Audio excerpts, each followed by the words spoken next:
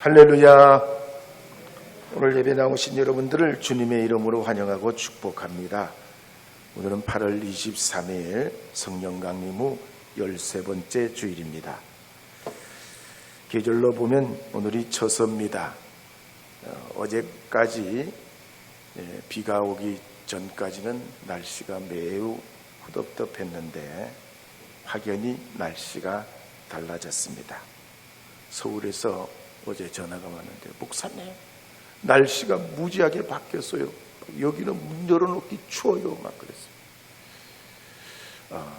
오늘 우리가 하나님이 베푸시는 이 계절의 은혜를 통해서 여러분의 생활 현장과 가정에도 이 가을에 더해 주시는 은혜와 축복이 풍성하기를 다시 한번 축복합니다. 저는 오늘 출애굽기 1장 8절에서 2장 10절 말씀을 중심으로 새 이스라엘 공동체라는 제목으로 하나님 말씀을 증거하려고 합니다. 구약 성경 순서를 보면 창세기 다음에 출애굽기가 나옵니다.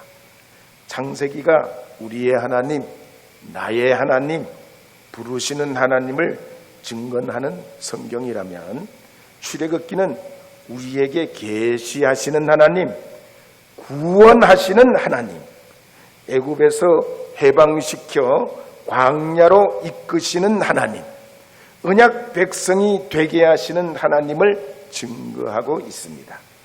신약으로 말하자면 예수께서 우리에게 오셔서 십자가 위에 죽으시고 다시 사심을 믿는 거듭난 신자가 되게 하는 이야기를 구약의 버전으로 말한 것이 출애굽기입니다. 그래서 출애굽기 1장 1절 이하에 보면은 이렇게 기록하는 내용이 나옵니다. 함께 제가 읽어야 되겠네요. 1장 1절에 보면, 그리고 이것은 이스라엘 자손들 이름이니 라고 시작하고 있어요.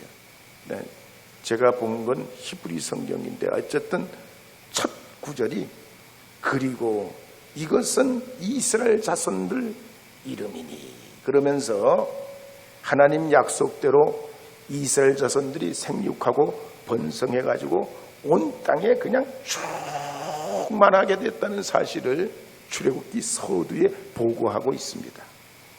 오늘 우리도 그렇습니다. 하나님께서 우리를 부르실 때는 잘 되게 하시려고 부르십니다. 비록 우리나라가 분단 81년을 맞이하고 있지만 세계 유례없는 이 복음의 나라, 축복의 나라, 통일의 나라로 삼으시려고 우리를 불러주신 줄 믿으시기 바랍니다. 그런데 오늘 8절 말씀에 보면 이스라엘 자손들의 상황을 이렇게 기록하고 있습니다. 1장 8절 말씀 함께 읽어보겠습니다. 요셉을 알지 못하는 새 왕이 일어나 애굽을 다스리더니, 야곱의 아들, 그리고 요셉이 세상을 떠난 후에 이스라엘 자손들은 400년 동안 번창하게 됩니다. 그러나 새로운 애굽 왕이 그들을 몰랐던 겁니다. 당연히 400년의 시간이 흐르니 과거의 야곱과 그 자손들의 이력을 당연히 모르는 게 정상이죠. 시대가 변합니다. 우리가 살아가는 이 세상도 마찬가지죠. 지금도 항상 변하게 돼 있어요. 제도나 정책이나 기술이나 교육은 보통 3년 주기로 바뀝니다. 요즘에 부동산 문제로 이런저런 물론 3년 있으면 또 바뀌어요. 통계상 그렇다는 얘기예요. 우리 생애도 그렇습니다.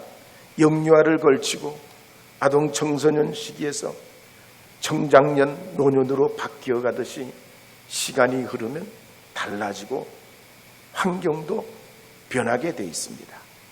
바로 왕도 그랬습니다. 이스라엘 자손들의 공로를 모르고 그들을 두 가지로 압박하는데, 첫째는 무거운 노동으로 압박합니다. 또 다른 하나는 유아 학살로 압박합니다. 보통 일이 아니죠. 무거운 노동도 그런데 아기들을 학살하려니 말이죠. 있을 수 없는 일이고 우리 현대인의 눈으로 보면 상상할 수 없는 일입니다. 그런데 출애굽기 1장 9절 10절 말씀에 보면 그 이유에 대해서 왜 이렇게 상상할 수 없고 있을 수 없는 일이 벌어지는지 그 이유에 대해서 출애굽기 1장 9절 10절에 보면 이렇게 기록하는 내용이 나옵니다. 함께 읽어보겠습니다. 그가 그 백성에게 이르되 이 백성 이스라엘 자손이 우리보다 많고 강하도다. 자, 우리가 그들에게 대하여 지혜롭게 하자. 두렵건대 그들이 더 많게 되면 전쟁이 일어날 때에 우리 대적과 합하여 우리와 싸우고 이 땅에서 나갈까 하노라. 왜 그런가?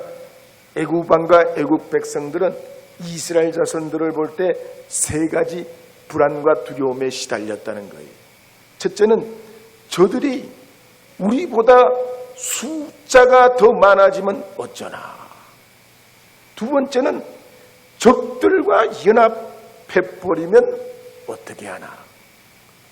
그러니까 애굽 사회도 큰 대제국이고 이 당시만 해도 세계에서 가장 최강국이지만 그 안에는 여러 부류가 있고 끊임없이 내전이 일어나고 또 도전 세력이 있었기 때문에 정치적으로 군사적으로도 항상 불안의 요인이 있었다는 얘기입니다. 그런데다가 이스라엘 숫자가 막 늘어나니까 적들과 연합해버리면 어떡하나. 그런 두려움에 시달린다. 세 번째로는 저들이 숫자가 많아지고 강해져서 탈출하게 되면 어쩌나. 왜? 이스라엘 백성들을 거의 노예 수준으로 그들이 이용했기 때문에 그들이 사라지면 그 많은 노동의 빈 공간을 어떻게 할 거고 경제 문제는 어떻게 할 건가. 이런 것들이 그들에게 두려움이 있었습니다. 역사 자료에 보면 애굽 사람들은 분명히 정치, 경제, 사회, 문화적으로 노예로 사는 이스라엘 백성들보다 월등하게 좋은 환경에 살았음에도 불구하고 그들은 불안해합니다. 두려워해요. 갈수록 초조하고 쫓기듯 삽니다. 그래서 이스라엘 자손들에게 무거운 세금도 먹이고 감독관도 세워놓고 건축일도 하게 하고 농산일도 하게 해서 혹독하게 몰아붙입니다. 그것만으로 안 되죠. 산파들에게 말해가지고 딸을 출산하면 살려두고 아들을 낳으면 죽이라고 명령합니다. 그러나 이스라엘 백성들은 어떻게 돼요? 그들이 막으면 막을수록 더 번성합니다. 이것이 하나님의 힘이에요. 이것이 하나님의 지혜예요. 왕권으로도 안 되고 제도로도 안 되고 정책으로도 막을 수 없고 군사, 정치, 어떤 사상, 철학, 종교로도 하나님의 힘은 막을 수 없다는 얘기입니다. 물리학에 보면 물체가 작용, 반작용을 일으키지요. 우리 눈에 보이지 않는 분자, 원자, 양자, 중성자, 전자도 작용하는 힘이 있습니다. 그러니 살아계신 하나님은요, 인간의 오감을 뛰어넘고 감각을 넘어서 우리에게 오시고 우리 위에 죽으시고 우리 위에 다시 사시고 우리의 구원의 길을 열으신 거예요. 하나님의 역사는 우리가 인지 불가능해요. 파악 불가능하다고요. 하나님의 역사는 잠잘 때도 일어나고 우리가 의식하지 못할 때도 일어나고 우리가 생각지 못할 때도 계속되고 우리가 알든 모르든 하나님의 역사는 계속 지속되는 힘이 있어요. 그래서 스가랴서 4장 6절에 보면 이렇게 기록하는 말씀이 나옵니다. 함께 읽어보겠습니다. 그가 내게 대답하여 이르되 여호와께서 스룹바벨에게 하신 말씀이 이러하니라. 만군의 여호와께서 말씀하시되 이는 힘으로 되지 아니하며 능으로 되지 아니하고 오직 나의 영으로 되느니라. 하나님이 역사하시면 된다는 얘기입니다. 오병이어의 역사뿐만 아니라 우리의 인간의 계산과 수치를 넘어서는 하나님의 권세와 능력이 주님께 있다는 얘기입니다. 그런데 오늘날 현대인들이 어떡합니까? 하나님을 멀리해요. 통계로 보면 무신론자가 우리 사회도 50%, 60%요. 젊은 세대로 갈수록 더 하나님을 인정 안 합니다. 통계상 그러니 통계 안 된 숫자 밖의 사람들은 얼마나 많겠어요. 그러니 애국 왕처럼 불안한 겁니다. 소유와 지식과 상관없이 두렵고 불안해요. 가지고 있어도 불안하고 땅값 집값이 올라가도 불안하고 내려가도 불안하고 돈이 있어도 불안하고 없어도 불안합니다. 혹시라도 누가 내 차를 들이받을까?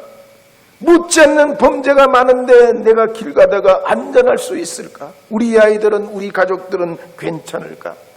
얼마 후에 건강검진 받아야 되는데 건강에는 문제가 없을까?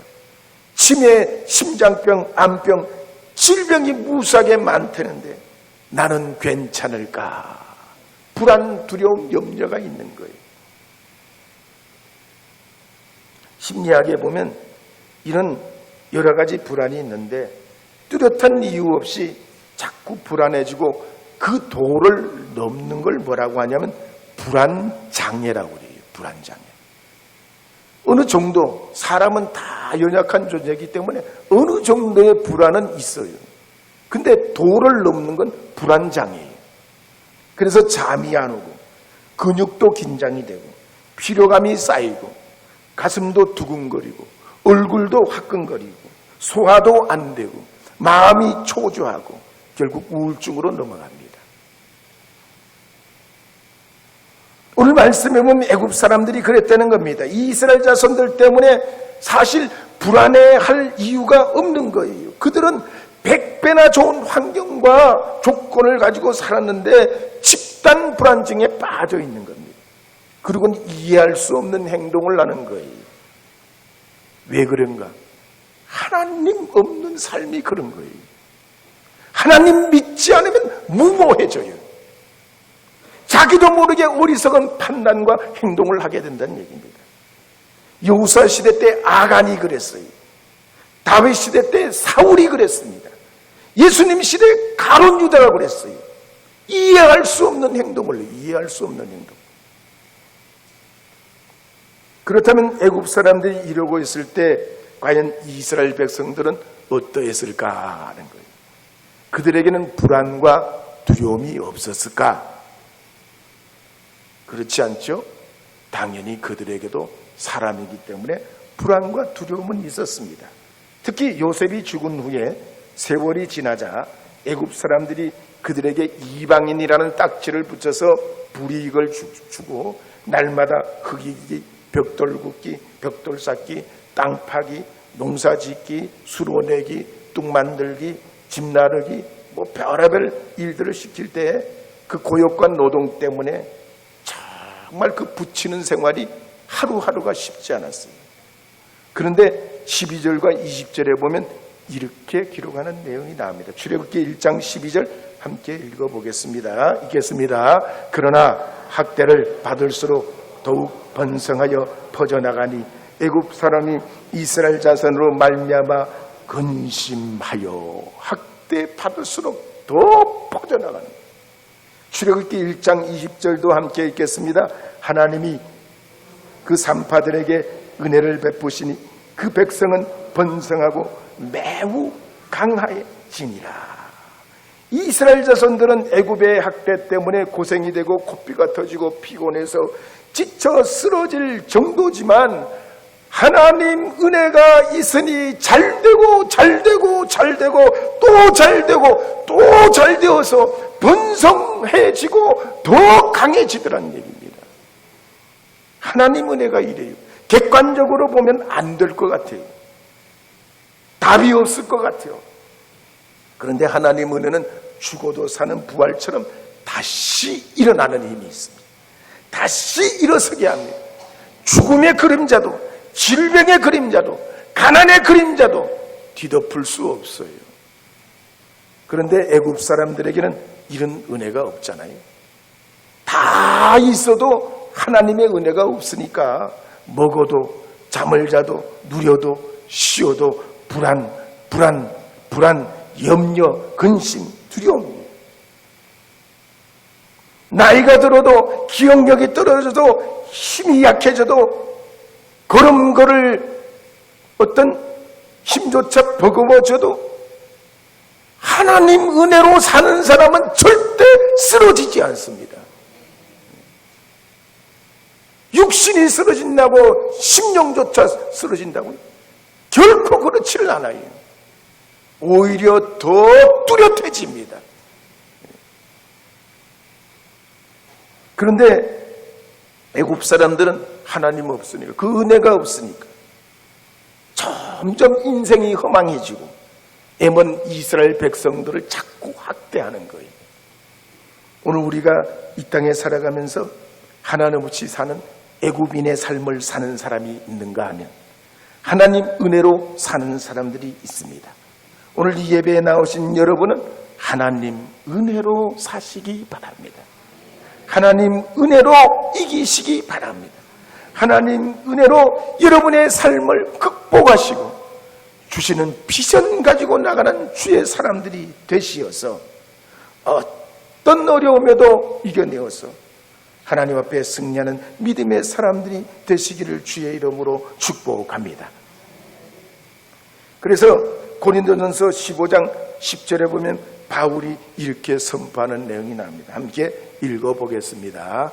그러나 내가 나 된 것은 하나님의 은혜로 된 것이니 내게 주신 그의 은혜가 헛되지 아니하여 내가 모든 사도보다 더 많이 수고하였으나 내가 한 것이 아니요 오직 나와 함께 하신 하나님의 은혜로라. 바울이 결혼도 못해 수고도 다른 사도보다 더 많이 해.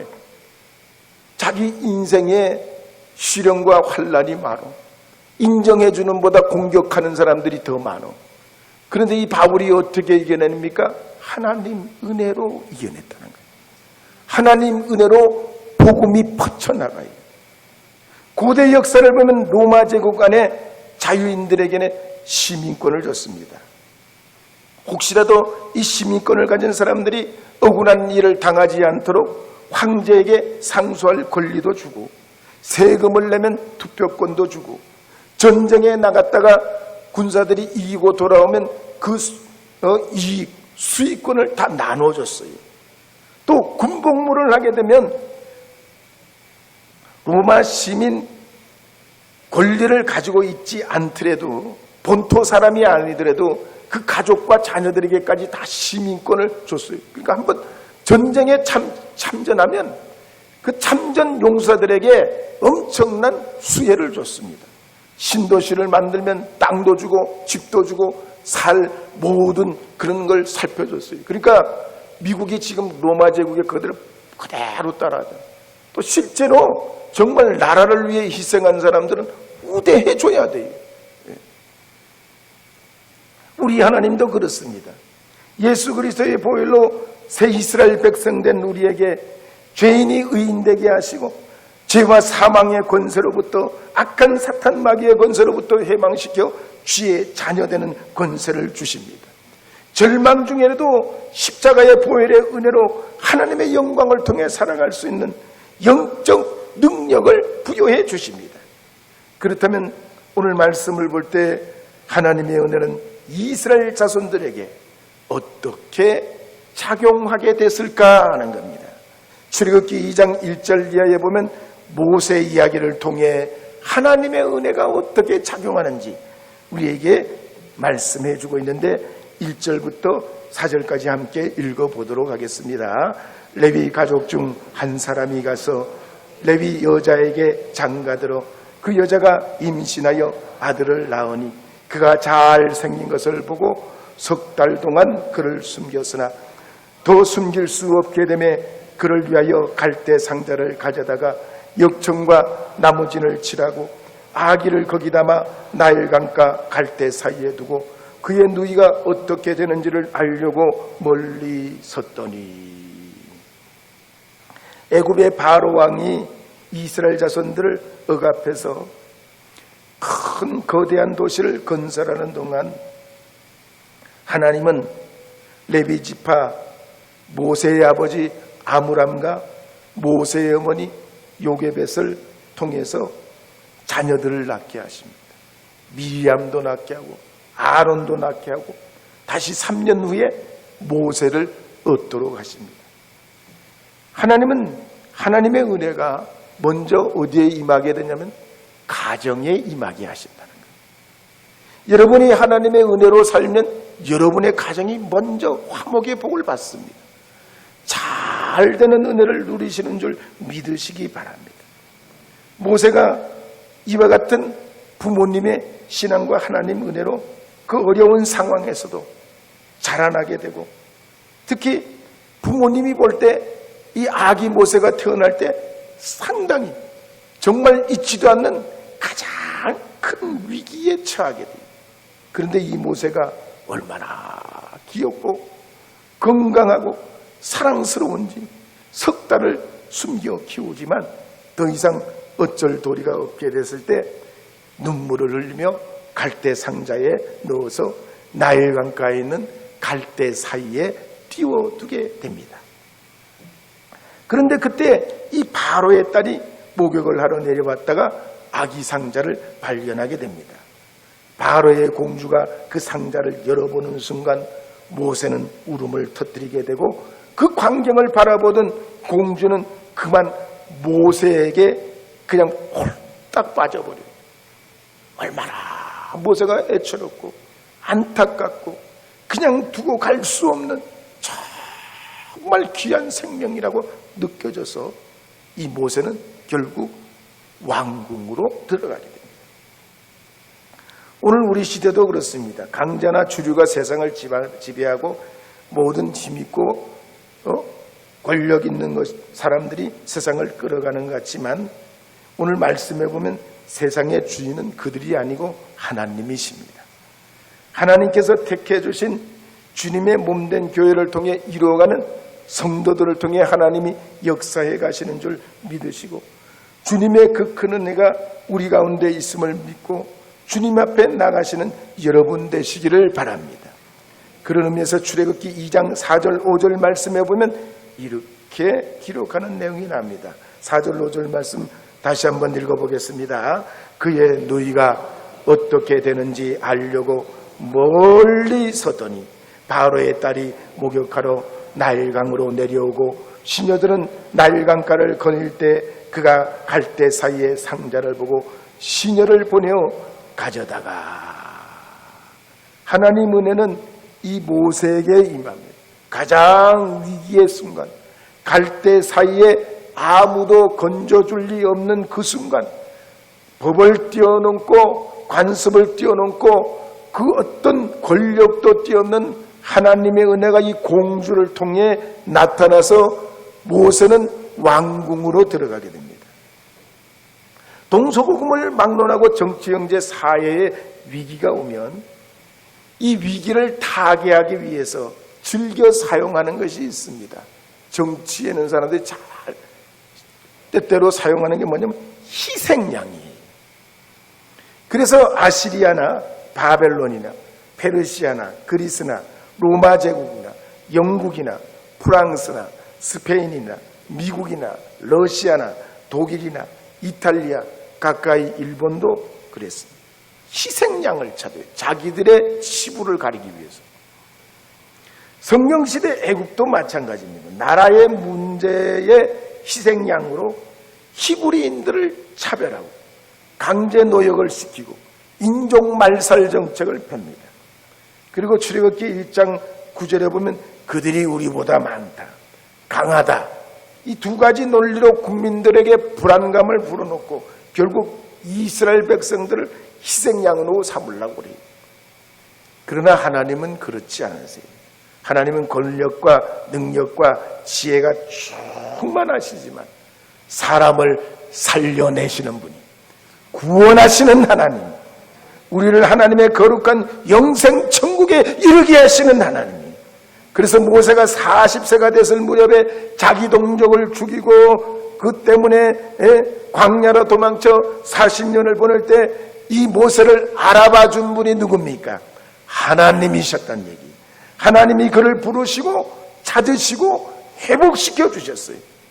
그러므로 우리의 하나님, 우리의 능력의 주님, 우리 주님께서는 우리 삶에, 우리의 가정에, 우리의 모든 상황 속에 역사해 주시고 그 은혜가 흘러 여러분에게로, 여러분의 삶으로, 여러분의 가정으로, 일터로, 자녀들에게로, 후손들에게로 임하게 하시는 줄 믿으시기 바랍니다. 미국의 레이크우드 교회 목사님 조엘 오스틴 목사님의 어머니가 평소에 건강했던 분입니다. 근데 이분이 갑자기 병원에서 간암 말기 진단을 받습니다. 몇 주밖에 못 산다는 거예요. 근데 이 어머니가 믿음이 있는 분이에요. 그 받아들일 수가 없어요. 왜? 하나님은 의사가 할 수 없는 일을 하시는 전능한 하나님이고, 또 다른 하나는 아직 내가 하나님 앞에 할 일이 많기에 지금 주님 앞에 갈 수 없다는 거예요. 그래서 마음속에 의심과 불안과 절망을 물리치고 하나님 앞에 건강을 달라고 기도하고 간구하게 됩니다.